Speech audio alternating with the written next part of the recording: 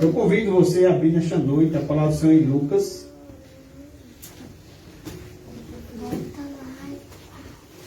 Motivo de muita alegria, eu sempre digo isso aqui. Motivo de muita alegria estar aqui com os amados irmãos.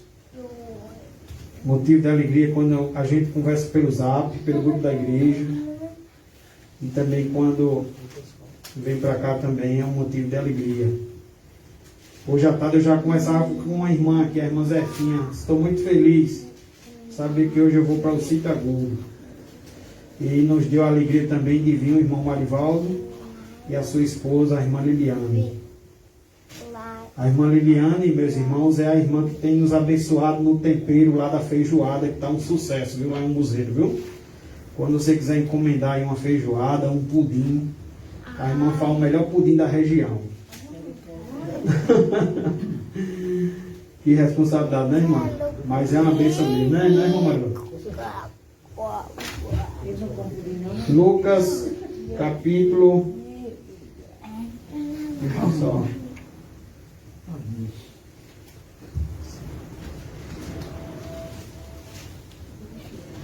Estou usando o celular aqui do irmão, aí deixa eu só configurar um negocinho aqui.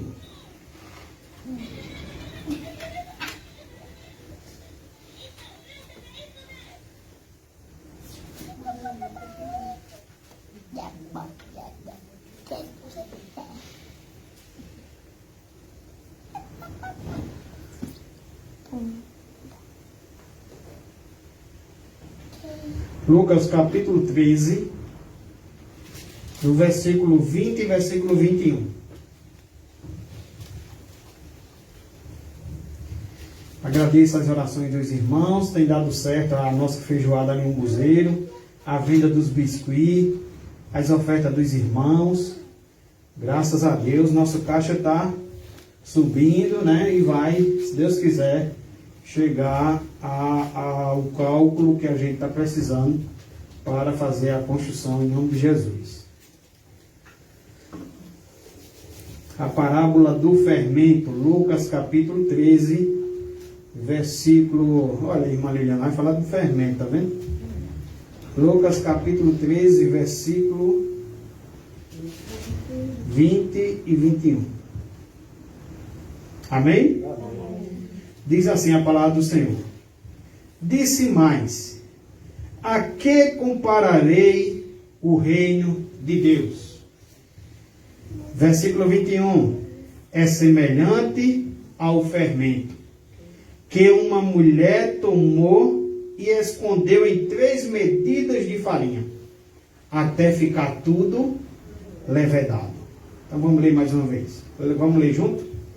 Disse mais: a que compararei o reino de Deus? É semelhante ao fermento que uma mulher tomou e escondeu em 3 medidas de farinha, até ficar tudo levedado. Pai amado, querido Deus, te pedimos mais uma vez, Senhor, que o Senhor esteja iluminando, Senhor, nossa mente, nosso coração, que o Santo Espírito esteja agindo, Pai. Assim que te oramos e pedimos em nome de Jesus. Amém. Meus irmãos, a mensagem de hoje é sobre o poder transformador de Cristo. O poder transformador de Cristo. E eu poderia perguntar a você, eu queria iniciar com algumas perguntas. Eu queria perguntar se você tem sido a diferença nessa comunidade do Citagudo. Você tem conseguido fazer a diferença aqui na comunidade do Citagudo? Você que é de Umbuzeiro e veio comigo, você tem feito a diferença em Umbuzeiro? Você tem conseguido ser a diferença na sua rua, na sua comunidade? Você tem conseguido ser a diferença no seu bairro? Você tem conseguido ser a diferença entre os vizinhos? Você que é esposa, você tem conseguido ser uma esposa bíblica? Você tem conseguido fazer a diferença entre tantos outros casais, entre tantas outras mulheres? Você tem conseguido fazer a diferença, você como mãe, como avó, você como avô, você como pai, como filho, você também como filho, você tem feito a diferença? você tem sido um bom filho, você tem honrado seu pai e sua mãe, você tem feito a diferença. Então eu gostaria de começar fazendo essas perguntas. Porque, meus irmãos, o capítulo aqui 13 de Lucas, capítulo 13 aqui de Lucas, a gente observa que Jesus, ele pega algumas coisas muito conhecidas do que era do povo naquele contexto, né? A gente vê agora ele falando sobre fermento, alguma coisa que era muito conhecida, e Jesus sempre fazia assim, Jesus sempre tinha essa estratégia, né? E eu acho isso maravilhoso, a gente chegar num canto, anunciar o evangelho e começar às vezes de uma coisa muito conhecida das pessoas.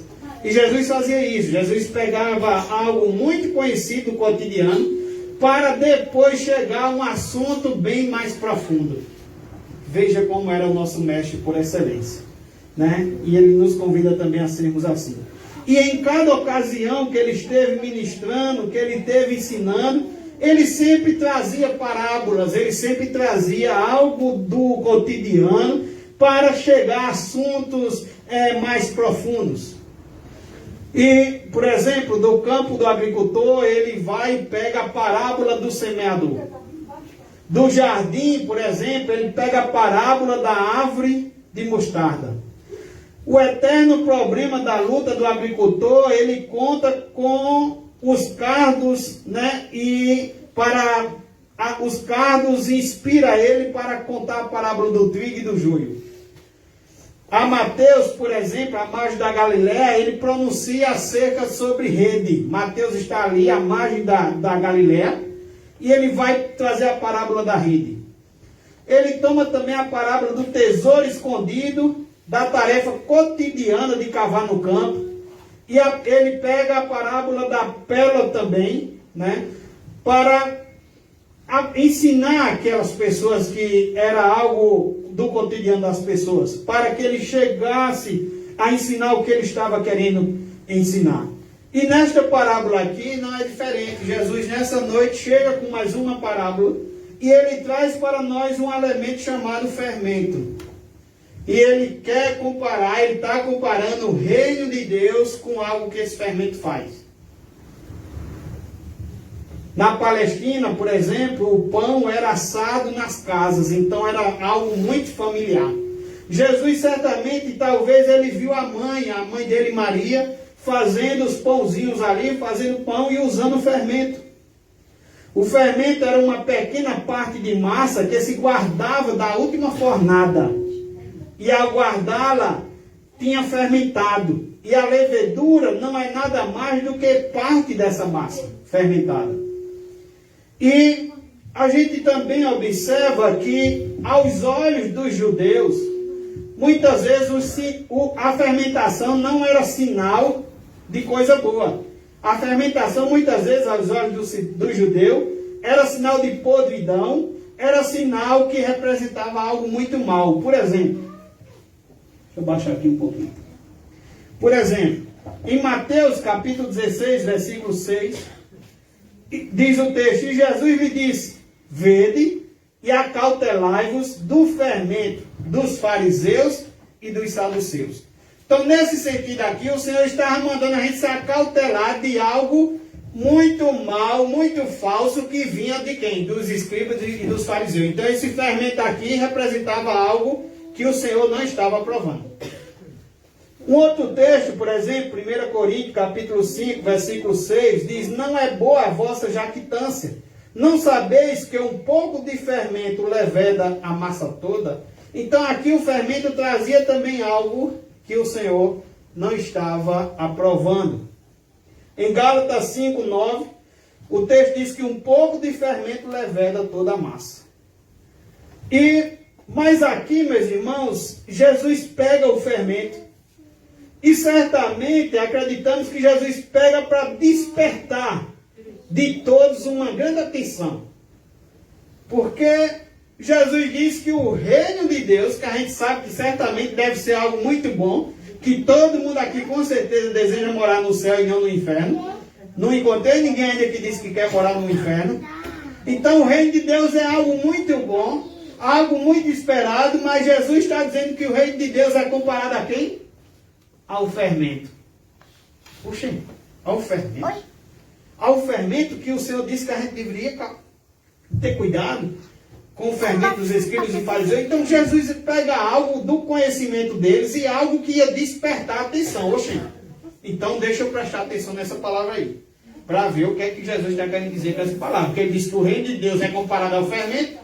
Muitas vezes a gente viu na Bíblia, nas palavras do próprio Jesus, que a gente deveria nos acautelar do fermento, deveria ter cuidado com o fermento, e porque agora ele está dizendo que o reino de Deus é comparado ao fermento. Então o Senhor, ele traz algo do cotidiano e algo que despertasse muito a curiosidade dos seus ouvintes. E todo o sentido da parábola gira em torno de um elemento, o poder transformador da levedura. A levedura aqui, meus irmãos, o fermento, é algo que muda os traços, é algo que muda a qualidade da fornada. Eu, antes de sair de casa, eu perguntei à minha esposa, para que serve o fermento? O que acontece se você, ela às vezes faz um pãozinho? Eu perguntei, o que acontece se você faz um pão sem fermento?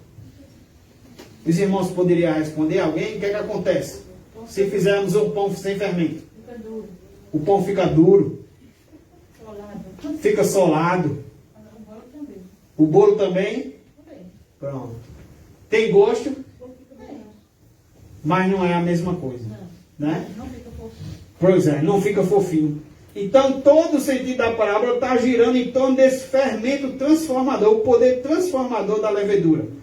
A levedura, como eu disse antes, ela muda os traços da fornada. O pão sem levedura, o pão que se cozinhou sem haver essa levedura, ele é como um biscoito de água, ele fica duro, seco e sem gosto. O pão que se assou com levedura, ele já é suave, ele é poroso e esponjoso.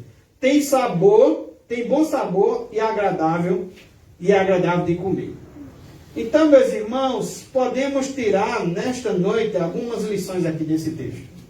Jesus está dizendo que, dessa vez, a parábola dele é que o reino de Deus, este reino que tanto desejamos, que tanto que esperamos, né? A Bíblia diz que ele diz que é comparado, que é semelhante ao fermento que uma mulher tomou e escondeu em 3 medidas de farinha, e o texto diz até ficar tudo levedado.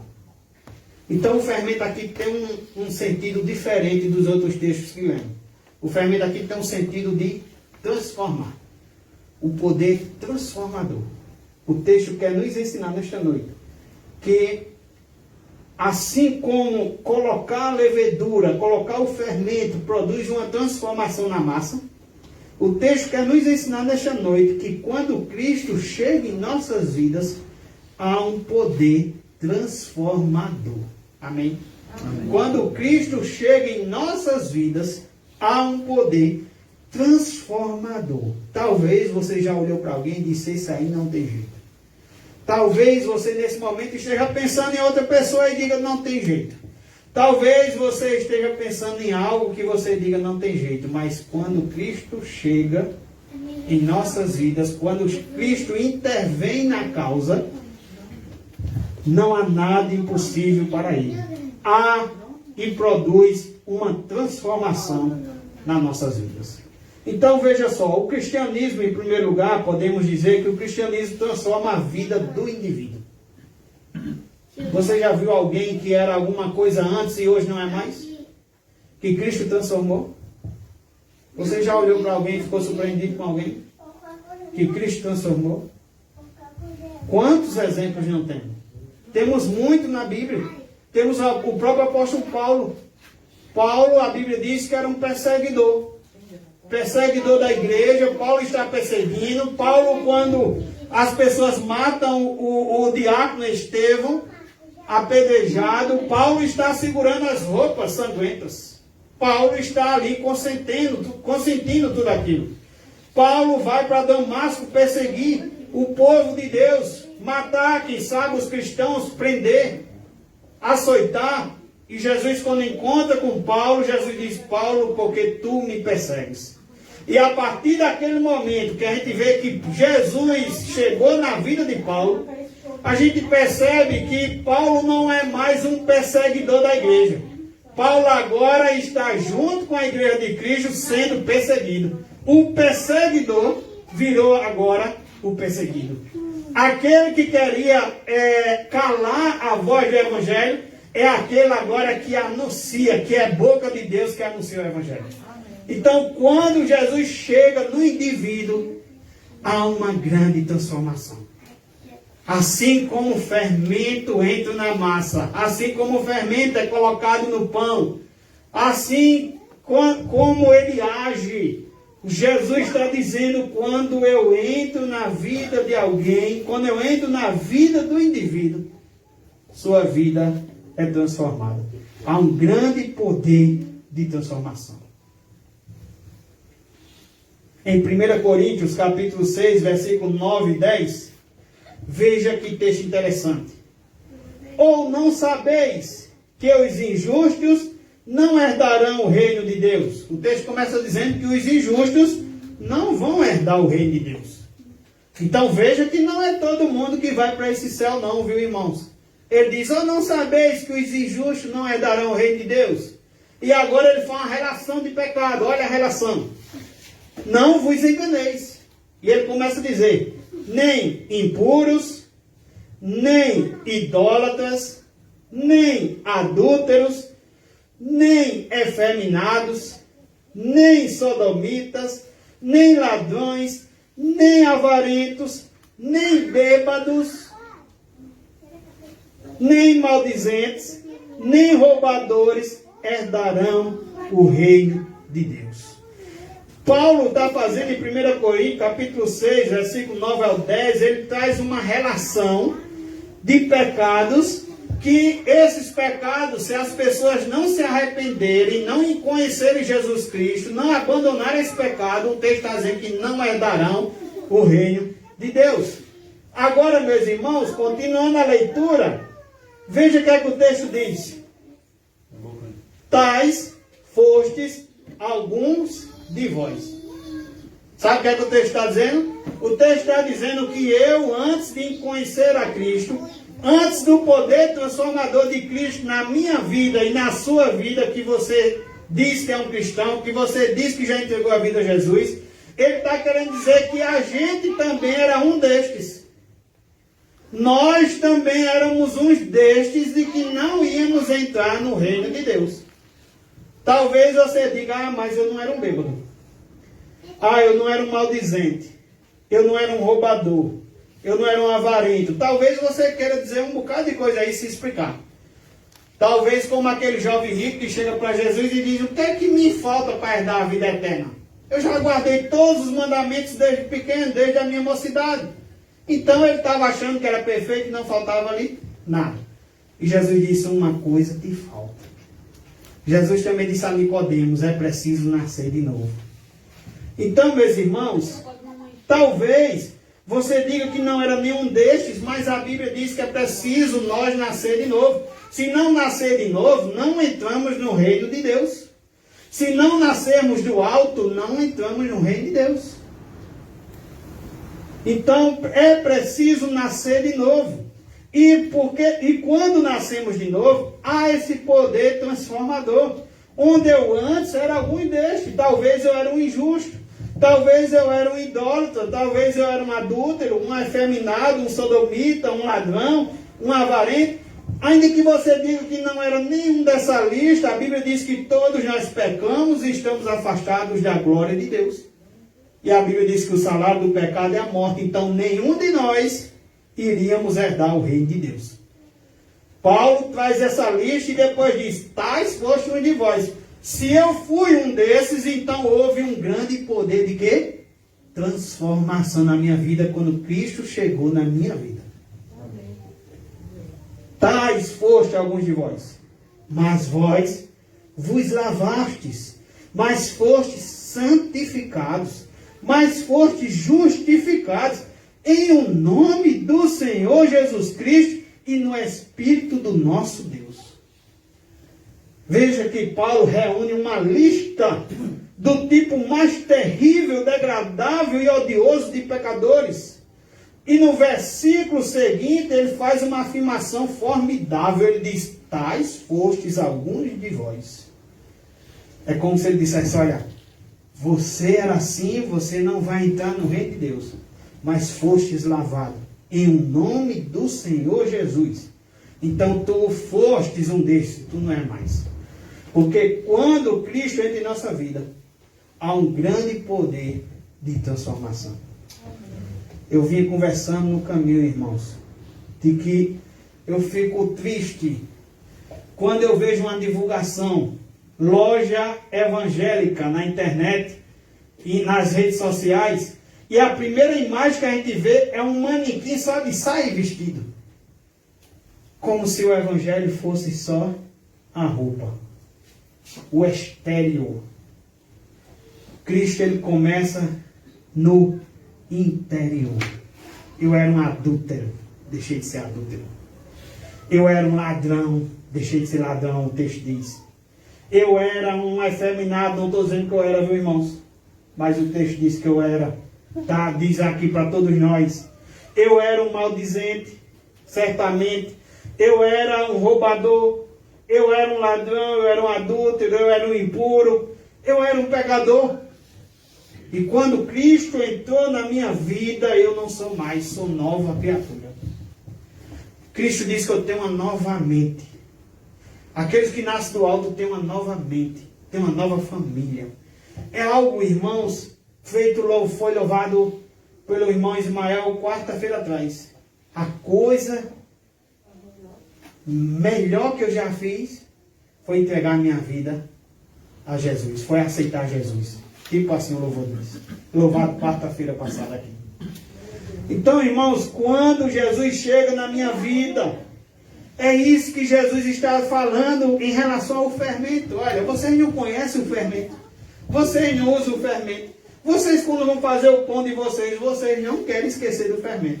Vocês, quando vão fazer o bolo de vocês, irmã Maria, vocês não querem esquecer do fermento. Sabe por quê? Porque o fermento vai ficar bom, vai transformar.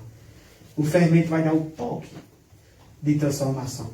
E é isso que Jesus faz em nossas vidas. Quando o cristianismo, quando Jesus chega em nossas vidas, transforma a vida do indivíduo. É a minha, é a sua, é a de qualquer um, é até dessa pessoa que quem sabe você pensou nessa noite que não tem jeito. Quando Cristo chega em nossas vidas, transforma a vida do indivíduo. Eu quero mostrar um texto para você em Lucas. Você está em Lucas capítulo 13, deixa marcadinho aí na sua Bíblia, se tiver como você marcar, para a gente voltar daqui a pouco para o texto. Vá para Lucas capítulo 19.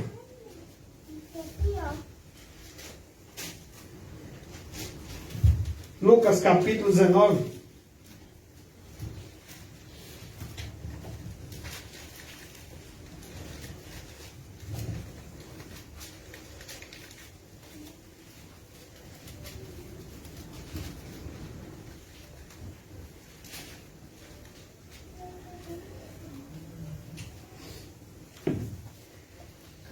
Amém, irmãos? Amém. Lucas capítulo 19, vem a história de Zaqueu, o publicano, muito conhecida dos irmãos, já pregada aqui também no Cinto Agudo.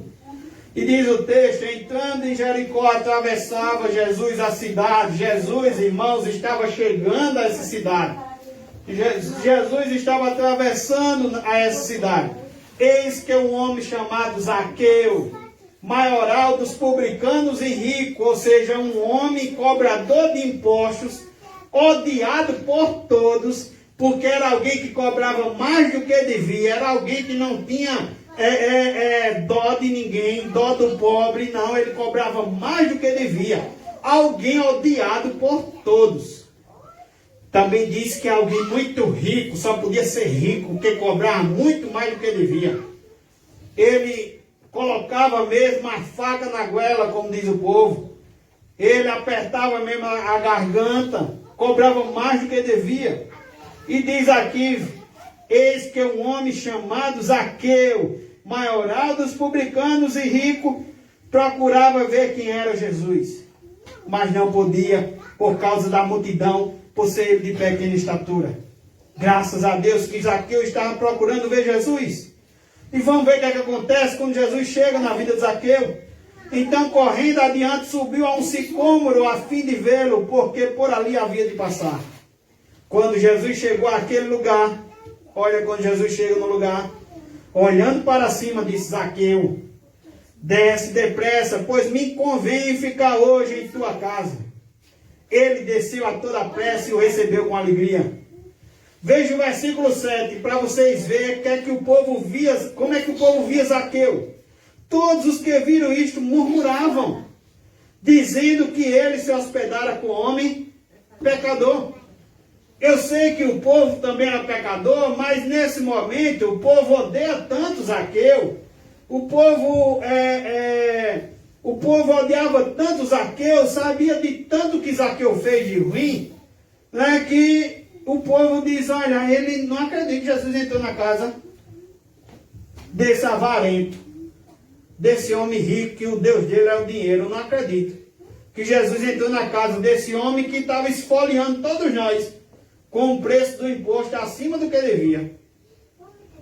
E aí, Jesus chega na casa de Zaqueu, e como eu disse nessa noite, quando Jesus chega na vida de uma pessoa, pode ser ela o pior pecador, pode ter feito ela qualquer outra coisa, pode ter sido como está aqui na relação, um ladrão, um idólatra, um adúltero, um efeminado, um sodomita, um avarento, um bêbado, um maldizente, um roubador, pode ser qualquer um dessa lista.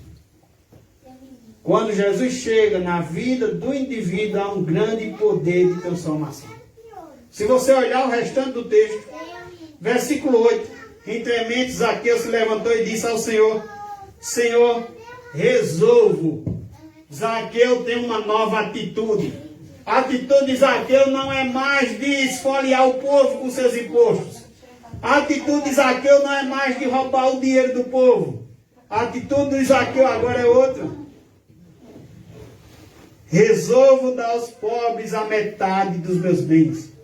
E se em alguma coisa tenho defraudado alguém, restituo 4 vezes mais. Zaqueu tinha antes esse coração? Zaqueu tinha antes esse pensamento? Não, Zaqueu é transformado quando Cristo chega na vida de Zaqueu. O avarento passa a ser um servo do Senhor, onde está disposto a dar metade dos seus bens aos pobres que tanto roubou. Ele está disposto a consertar seus erros, ele está arrependido, ele está envergonhado. Ele está com vergonha dos seus pecados antes cometidos. Ele está arrependido, ao ponto de que está disposto a abandonar o seu pecado, de modo de dar metade dos seus bens, e ainda diz: olha, se eu defraudei alguém, eu vou restituir 4 vezes mais. Ele quer restituir mais do que roubou. Somente uma vida transformada por Cristo, isso pode acontecer. Amém, meus irmãos? Amém. Zaqueu fez a diferença. Zaqueu fez tanta diferença que Deus escolheu que esse registro ficasse para nós até hoje. Para que a gente aprendesse, para que a gente imitasse, para que a gente visse como é que devemos agir com esse novo coração, com essa nova mente, depois que recebemos o poder transformador de Cristo. Não somos mais o mesmo. Quando entregamos a vida a Jesus, meus irmãos, é como se eu tivesse vindo para cá e acontece uma convenção. Convenção é isso. É voltar totalmente ao contrário. É o que aconteceu na vida de Zaqueu. Zaqueu é uma nova criatura. Zaqueu nasceu do alto. Zaqueu não é mais um roubador de impostos, um roubador dos pobres. Zaqueu é um homem que quer até reparar, que quer até devolver 4 vezes mais, se causou dano a alguém. Então Jesus lhe disse, versículo 9, hoje houve salvação nesta casa, pois que também este é filho de Abraão. Porque o Filho do Homem veio buscar e salvar o perdido. Então ele estava o quê? Perdido. Mas ele é salvo pelo poder transformador de Cristo. Nunca devemos esquecer que a função e o poder de Cristo é converter os homens maus em bons. A transformação do cristianismo começa na vida individual por meio de Cristo. Começa na vida individual. A transformação aqui não aguarda se Zaqueu tivesse esposa, se a esposa também queria seguir. Se Zaqueu tivesse filhos, se os filhos também queriam seguir. A mudança aqui, a gente percebe que ela também não é exterior, ela começa logo no interior. E ela tem sim evidências do exterior. Mas, irmãos, pensar, como eu falei agora há pouco, que ser evangélico é só roupas, é muito pouco. É muito pouco. Ser cristão é olhar para a cruz, ver o que Jesus fez por nós e por que ele fez. Ele fez porque carregou no madeiro os meus e seus pecados. Ele derramou seu sangue para nos purificar de todo pecado. E ele fez isso porque éramos desobedientes. Ele fez isso porque nós estávamos debaixo da ira de Deus, seguindo o curso do mundo e nossas próprias vontades. Estávamos perdidos, mas Cristo nos alcançou. E quando Cristo nos alcança, não podemos mais continuar da mesma forma. Amém, irmãos? Amém. Irmãos, há uma grande mudança em toda a história do cristianismo. Mudanças, por exemplo, nos aspectos sociais. O cristianismo transformou vidas. O cristianismo, por exemplo, transformou a vida para as mulheres. Maria Clara. As mulheres, meus irmãos, antigamente, muitos anos atrás, elas eram muito rejeitadas. Em sua oração, por exemplo, o judeu, quando ia orar, ele agradecia a Deus por não ter feito nascer gentil, escravo e por não ter nascido mulher, o judeu quando ia orar. Veja como é que via a mulher.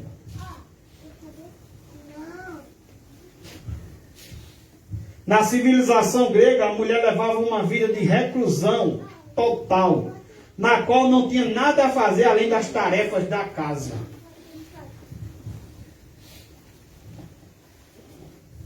Uma história também sobre Atenas diz que quando o moço voltava para sua casa, não havia nenhum tipo de vida de lar, vida doméstica.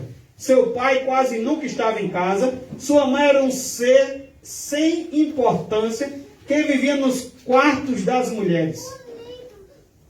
É muito provável que esse jovem a visse muito pouco. Nas terras, por exemplo, orientais, com frequência era possível encontrar uma família que estava viajando. E quando encontrava essa família, o pai estava montado sobre um burro e a mãe andando ao seu lado, frequentemente com uma pesada carga sobre os ombros. Uma verdade histórica demonstrável, que é visível, é que o cristianismo transformou a vida da mulher. O cristianismo transformou a vida da mulher. Hernandes Lopes fala de uma mulher anônima que nem sabemos o nome dela, mas que ela foi uma bênção tão grande na vida de Paulo, que ela foi como a mãe do apóstolo Paulo. O apóstolo Paulo saúda Rufo e sua mãe, afirmando que ela tem sido como mãe para ele. Nem sequer seu nome é mencionado, mas sua obra é destacada. Há muitas mulheres anônimas, verdadeiras heroínas, que escreveram os capítulos mais emocionantes da história. A Bíblia fala das mulheres que sustentaram o ministério de Jesus.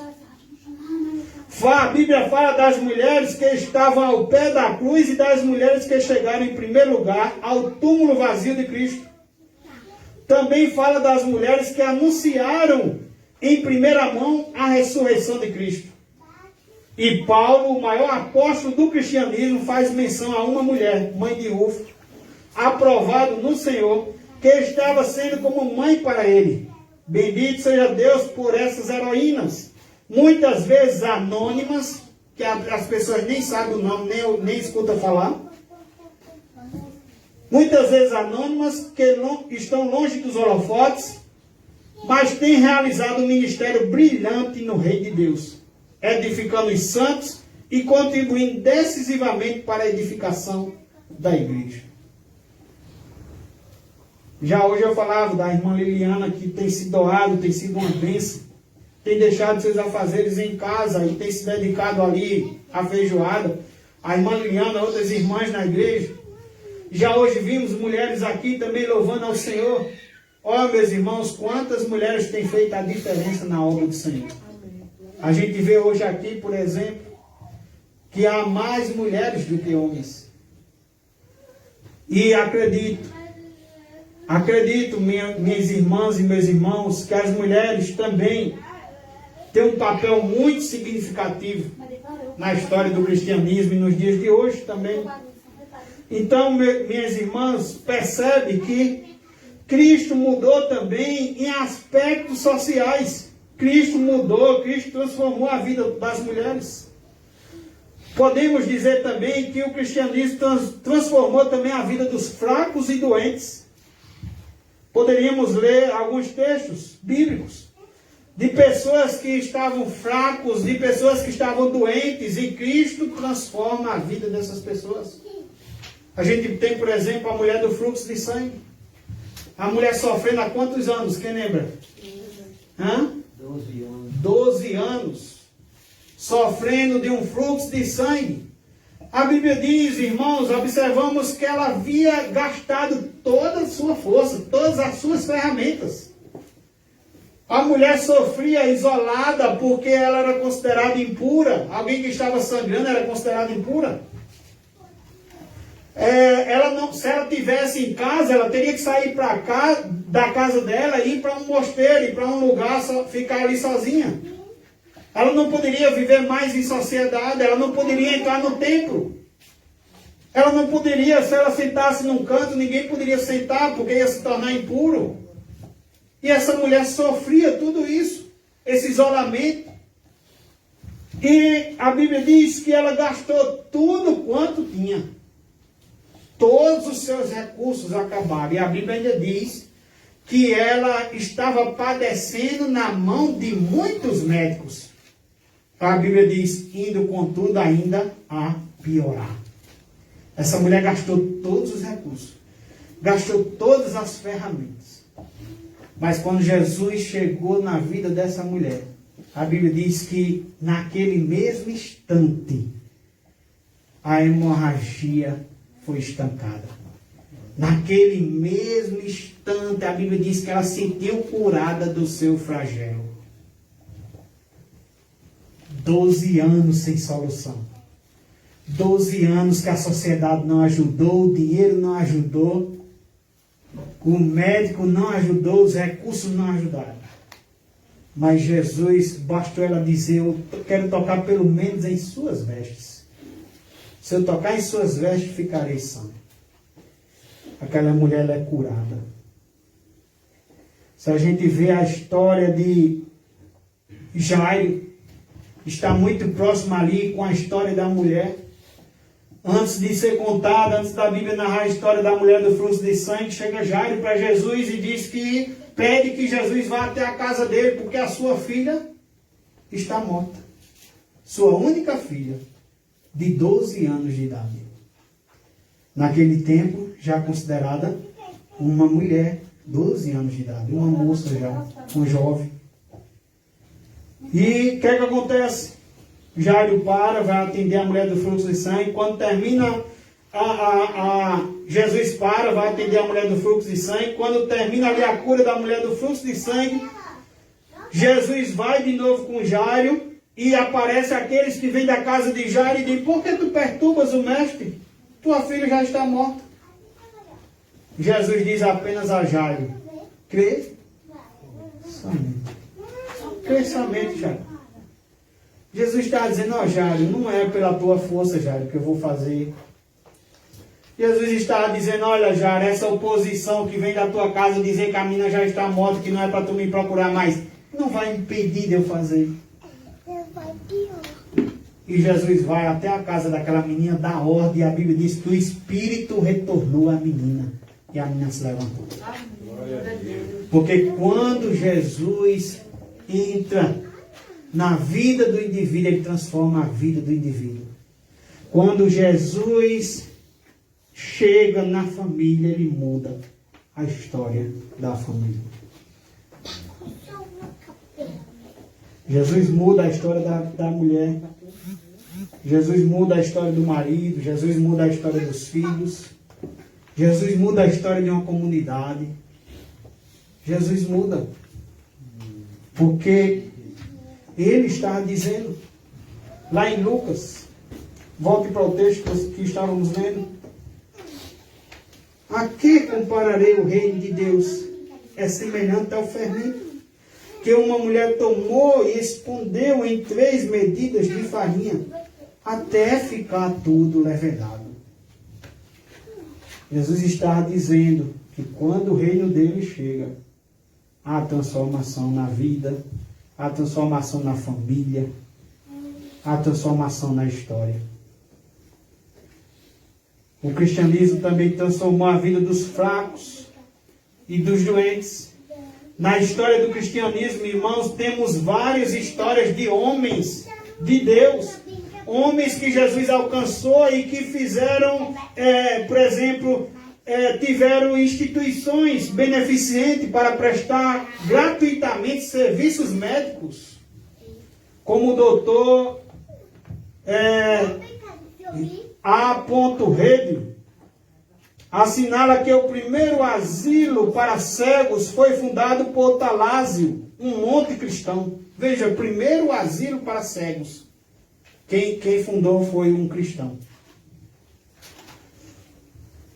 Primeiro estabelecimento ou instituição beneficente gratuita para serviços médicos foi fundado por Apolônio, um comerciante cristão.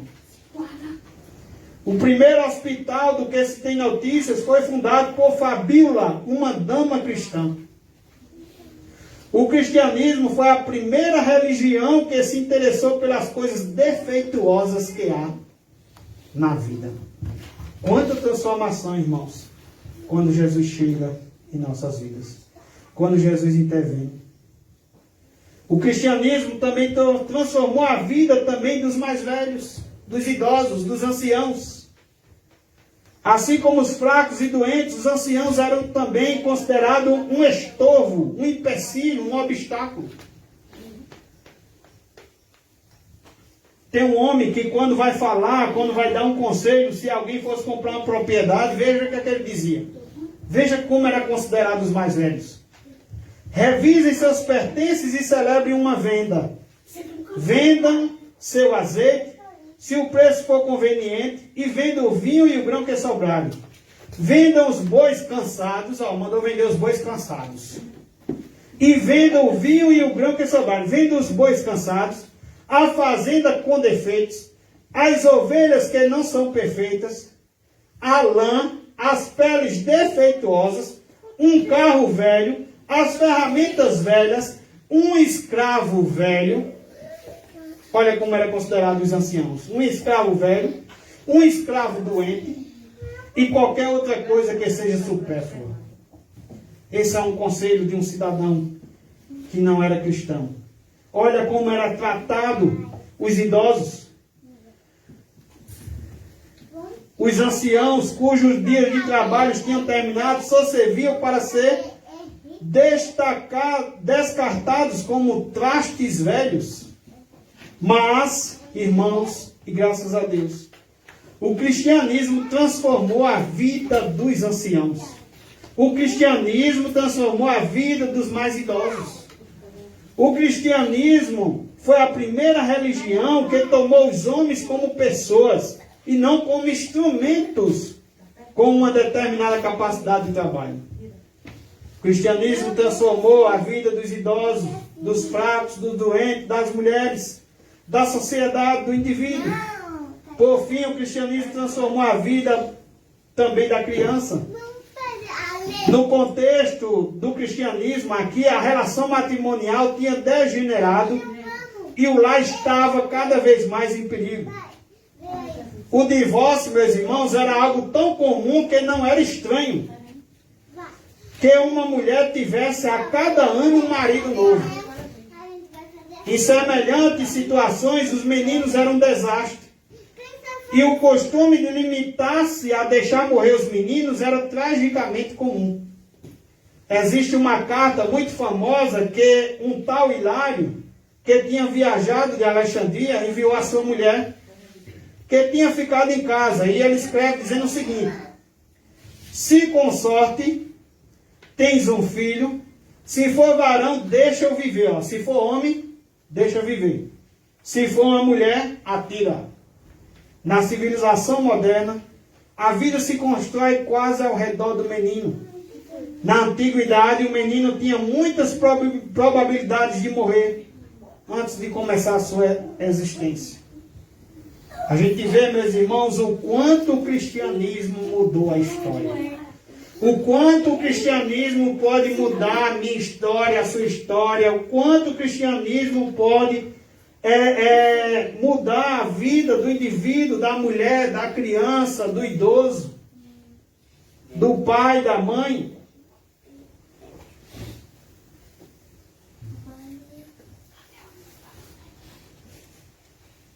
Não há nada na história que se possa demonstrar em forma tão indiscutível como o poder transformador do cristianismo e de Cristo na vida individual e na vida da sociedade.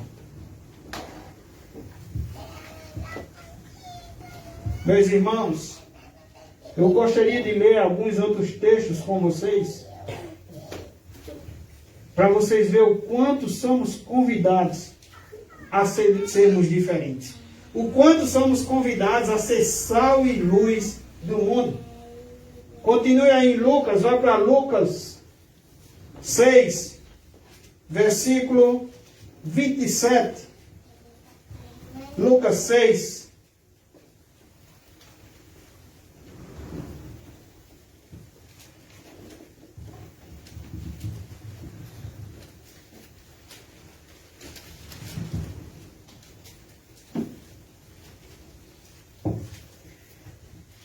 Percebeu, meus irmãos, nesse relato que eu trouxe aqui hoje, percebeu uma grande mudança, uma grande diferença na vida de uma sociedade, na vida de homens, de mulheres, de crianças, de idosos. Percebeu uma grande mudança quando há o poder transformador de Cristo. Quando o fermento é usado no pão e no bolo, não é mais o mesmo se fosse sem. A mesma coisa o poder de Cristo. Quando o poder de Cristo age, há essa diferença, há essa mudança. Somos sal, somos luz. Temos um coração mudado, uma mente mudada, assim como vimos o exemplo de Zaqueu. Lucas, capítulo 6, a partir do 27, veja que convite. Não sei se você vai gostar desse convite, mas nós como cristãos somos convidados. Digo-vos, porém, a vós outros que me ouves. Olha o convite de Jesus: amai os vossos inimigos. Fazei o bem aos que vos odeiam. Bendizei ao que vos maldizem. Orai pelo que vos caluniam. Ao que te bate numa face, oferece-lhe também a outra. E ao que tirar a tua capa, deixa-o levar também a túnica. Dá todo o que te pede. Se alguém levar o que é teu, não entres em demanda. Como querer que os homens vos façam, assim fazei vós também a eles. Veja que o cristianismo, ele faz a diferença. O pão que há fermento, o pão é diferente. O pão que, a vida que recebeu Jesus Cristo é diferente. E é uma vida que não é igual aos não cristãos.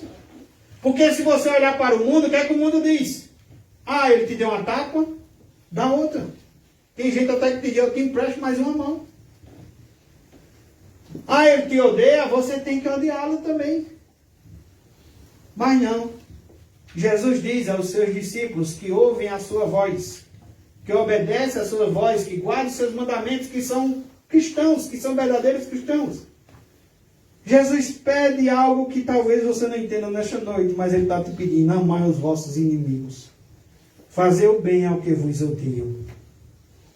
Bendizer ao que vos maldizem, orai pelos que vos caluniam. E no final ele diz: olha, como querei que os homens vos façam, assim fazê-lo vós também a eles. Somos às vezes, irmãos, somos levados a ficar muitas vezes aguardando que as pessoas façam por nós. E aí, está explicado porque você está cheio de decepções. Alguém já disse que quando temos uma visão do mundo errado, uma visão da crença de Deus, da palavra de Deus errada, vamos ter uma visão do mundo errada. A Bíblia não está mandando aguardar alguém aparecer para fazer algo de bom por você. A Bíblia está mandando você fazer o que você gostaria que as pessoas fizessem por você. É diferente. Já hoje eu falava com uma jovem, e essa jovem está decepcionada. Decepcionada porque toda vez que ela se aproxima de alguém ou quer confiar em alguém, ela se decepciona. E eu mandei esse versículo para ela. Talvez, mostrando para ela que talvez quem precise de mudança é ela. Ela precisa fazer pelas pessoas o que ela gostaria que fizesse. Quando a gente faz o contrário, a gente fica esperando que o povo faça. Ô irmão Biranice, vamos levar um bolo lá em Rafaela? Ô pastor, Rafaela nunca trouxe um para mim, pastor, eu vou levar bolo nada. Ô irmão Zefinha, vamos levar um milho para o pastor Ed, porque hoje o pastor Ed nunca trouxe nada, eu vou levar um milho para o pastor Ed. Somos assim. Mas a Bíblia diz: ame seus inimigos, aquele que o mundo manda a gente matar ou odiar. Faça o bem a quem vos odeia. Dá a todo o que te pede. Como querei que os homens vos façam, assim fazer vós também a eles. Porque, irmãos, é possível porque Cristo entrou na sua vida. Quando Cristo entra em nossas vidas, há um grande poder de transformação. Por isso que eu comecei falando lá no início, perguntando no início: você faz a diferença? Você tem feito a diferença? Outro texto, estamos em Lucas 6, vamos ver Lucas 17.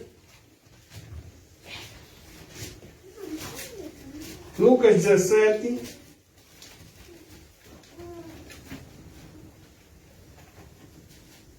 O apóstolo Paulo disse que era melhor dar do que receber. Lucas 17, do 3 ao 5. Eita, irmãos, se me perdoem, eu gostaria que vocês voltassem para Lucas 6. Lucas 6, a partir do 32. Veja o texto continuando sobre o amor ao próximo. Se amais o que vos ama, qual é a vossa recompensa? O Senhor está perguntando: o que tu está fazendo a amar quem já te ama? Você está fazendo algo que toda a sociedade faz. Você está fazendo algo que todo mundo faz. É fácil demais amar quem ama você. É fácil demais. Então você não está fazendo nenhuma diferença. Você ainda não está sendo sal. Você ainda não está sendo luz. Porque ele disse: se amais o que vos ama, qual é a vossa recompensa? Porque até os pecadores amam os que amam, o que vos amam. Se fizeres o bem ao que vos fazem, o bem, qual é a vossa recompensa? Até os pecadores fazem isso. E se emprestais àqueles de quem esperais receber, qual é a vossa recompensa? Também os pecadores emprestam aos pecadores para receber outro tanto.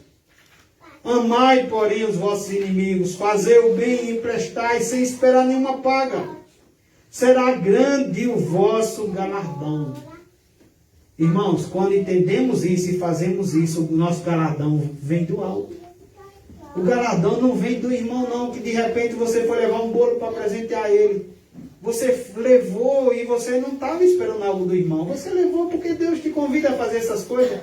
Você está sendo grato a Deus pela vida do irmão. Pelo coração que Deus transformou seu coração. E você vai e sabe que teu galardão vem do alto, não é dos homens da terra. E sereis filhos do Altíssimo. Olha. Pois ele é benigno até para com os ingratos e maus. Sede misericordiosos, como também é misericordioso vosso Pai. Lucas 17. Já estou perto de encerrar. Lucas 17, versículo 3 ao 5.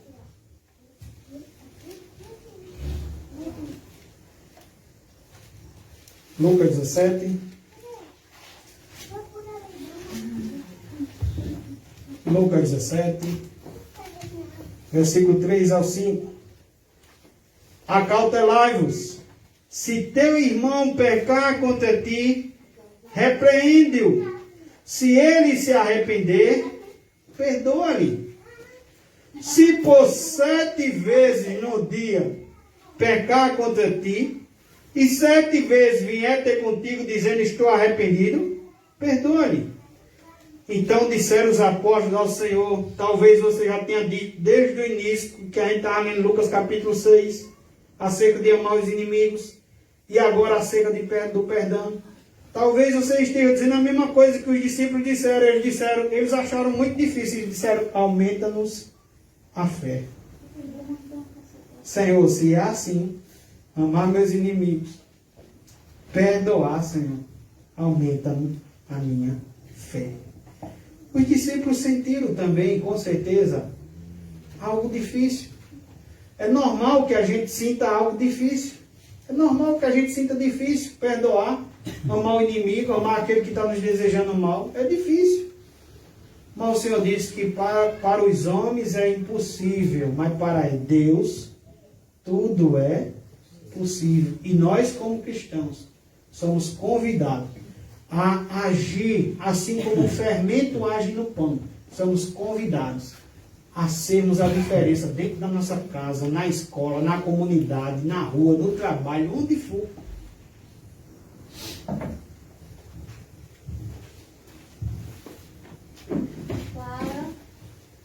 Se teu irmão pecar contra ti, repreende-o. Você vai e repreende o irmão. Se ele se arrepender, perdoa-lhe.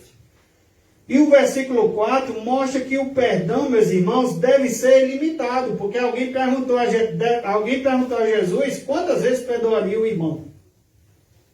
Aí diz aqui, olha, se por 7 vezes no dia pecar contra ti e 7 vezes vier ter contigo, dizendo estou arrependido, perdoa. Ele está dizendo assim, 7 vezes por dia.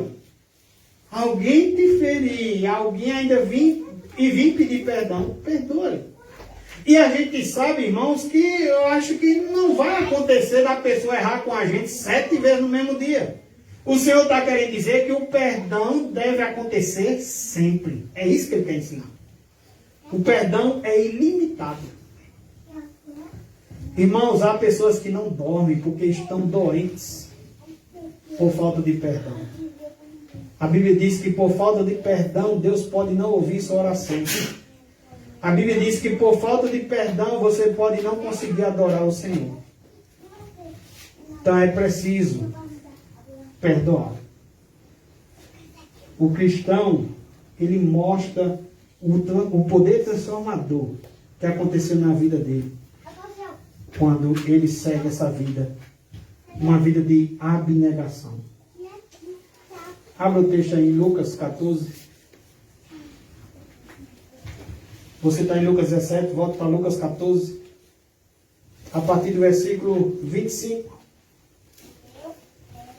Grandes multidões o acompanhavam. Acompanhava quem? A Jesus. E ele, voltando-se, lhe disse: se alguém vem a mim e não aborrece a seu pai, e mãe, e mulher, e filhos, e irmãos, e irmãs, e ainda a sua própria vida.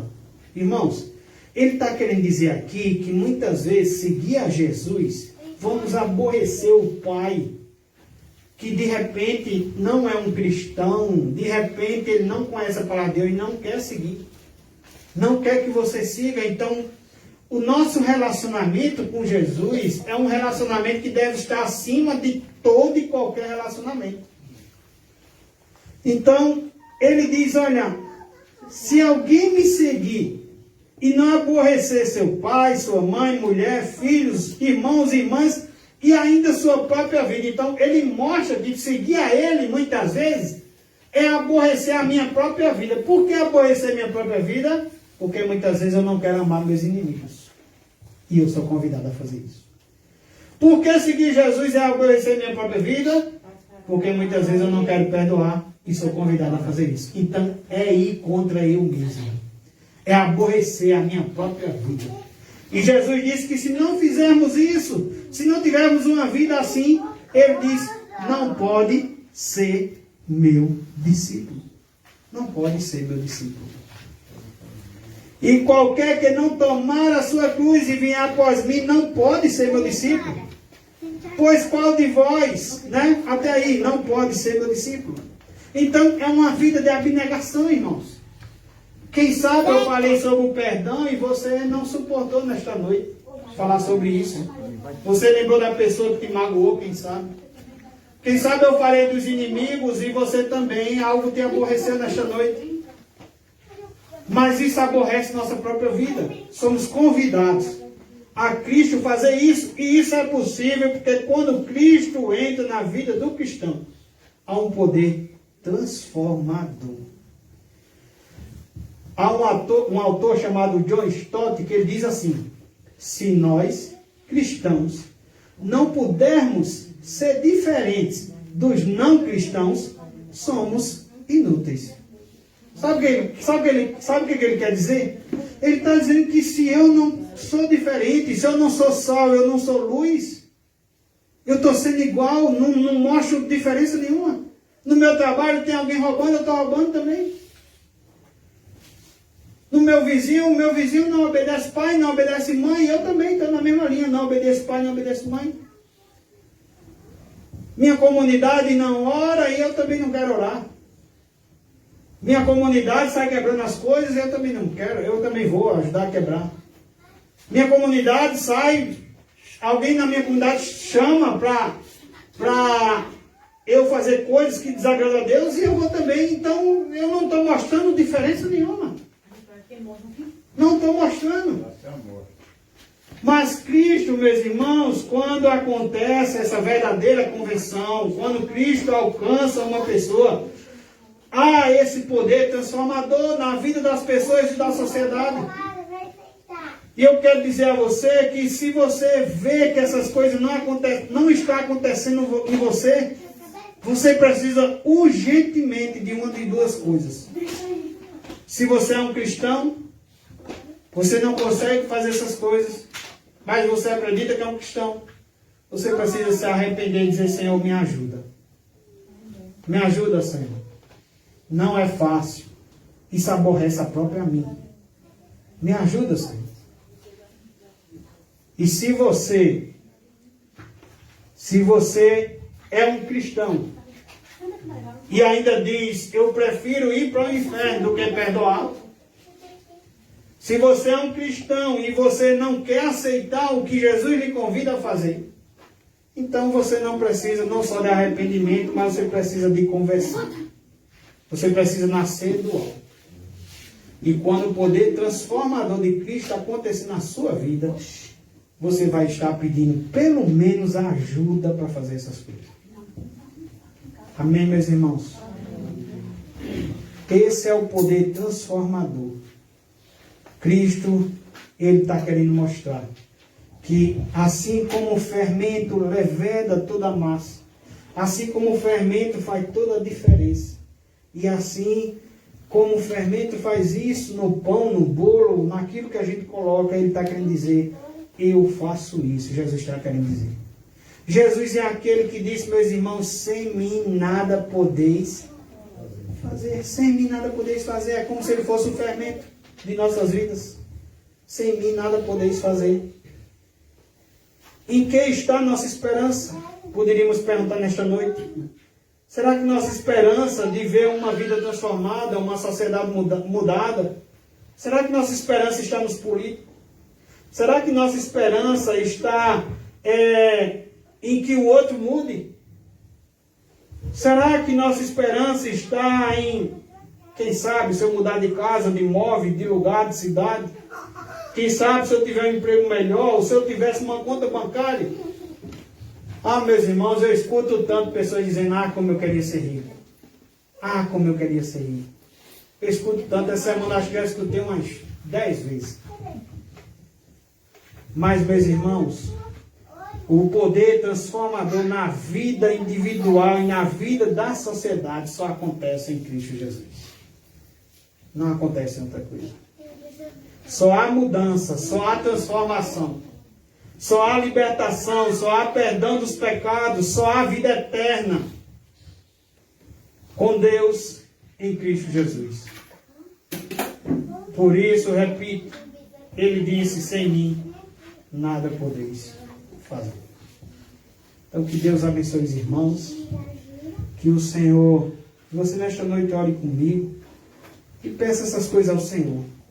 Ó Senhor, assim como o fermento age no pão, no bolo, ó Senhor, me ajuda, Senhor, a agir dessa forma. Me ajuda, Senhor, a fazer a diferença na minha casa, que está tão difícil. Me ajuda, Senhor, a fazer a diferença no meu trabalho, que está tão difícil. Me ajuda, Senhor, a fazer a diferença na minha escola. Me ajuda, Senhor, a fazer a diferença no mundo, que tem tantos convites. Me ajuda, Senhor, a ser sal, a ser luz. Me ajuda, Senhor, porque eu acredito nesse poder transformador. Eu sou um cristão. O Senhor alcançou a minha vida. Eu estou contigo, Senhor. E o Senhor disse que para os homens as coisas são impossíveis, mas para o Senhor tudo é possível. Então eu acredito, Senhor, nessa transformação.